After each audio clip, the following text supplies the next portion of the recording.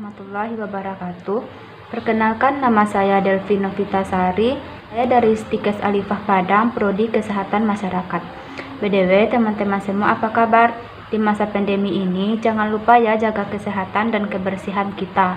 Mungkin buat teman-teman yang lagi ngopi-ngopi cantik atau tiduran-tiduran manja, bisa banget nih nonton video saya sekali ini.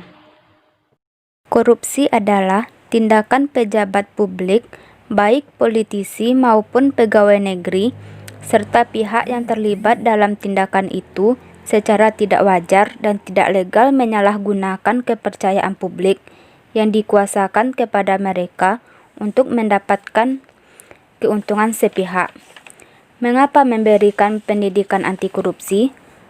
Beberapa pola pendekatan dalam melawan korupsi ada 4.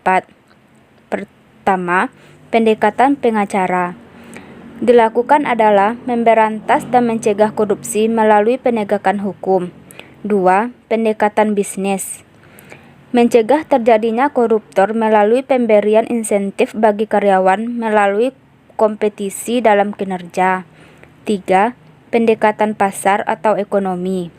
Menciptakan kompetisi antar agen dan sesama klien sehingga semua berlomba menunjukkan kinerja yang baik supaya dipilih pelayanannya. Dan keempat adalah pendekatan budaya. Membangun dan memperkuat sikap anti korupsi individu melalui pendidikan dalam berbagai cara bentuk. Tujuan mata kuliah anti korupsi.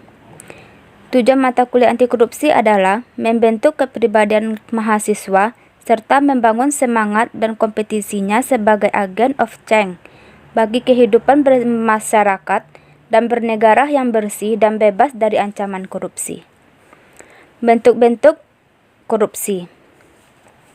Yang pertama adalah kerugian keuangan dengan tujuan menguntungkan diri sendiri atau orang lain atau korporasi.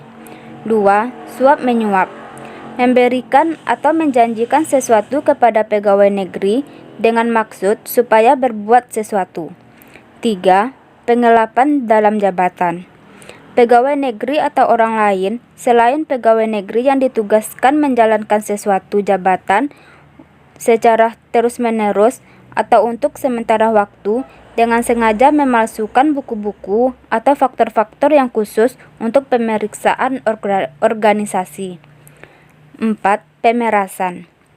Pegawai negeri atau penyelenggara negara yang pada waktu menjalankan tugas meminta atau menerima pekerjaan atau menyalahkan barang seolah-olah merupakan hutang kepada dirinya, padahal diketahui bahwa hal tersebut bukan merupakan hutang.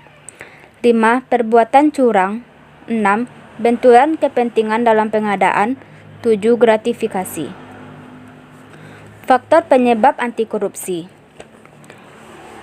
Faktor penyebab anti korupsi terbagi 2, yaitu eksternal dan internal.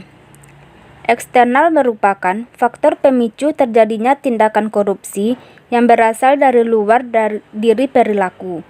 Kedua, faktor internal. Faktor internal merupakan faktor pendorong korupsi yang berasal dari dalam diri setiap individu.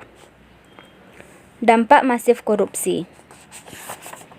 Dampak masif korupsi terbagi 5. Yang pertama, dampak ekonomi. Dampak ekonomi terbagi pula menjadi 5, yaitu lesunya pertumbuhan ekonomi dan investasi. 2. Penularan produktivitas. 3. Rendahnya kualitas barang dan jasa bagi publik. 4. Menurunnya pendapatan negara. 5. Meningkatnya hutang negara. 2. Dampak sosial kemiskinan masyarakat terbagi menjadi 4, yaitu mahalnya harga jasa dan pelayanan publik. 2. Rendahnya kualitas pelayanan.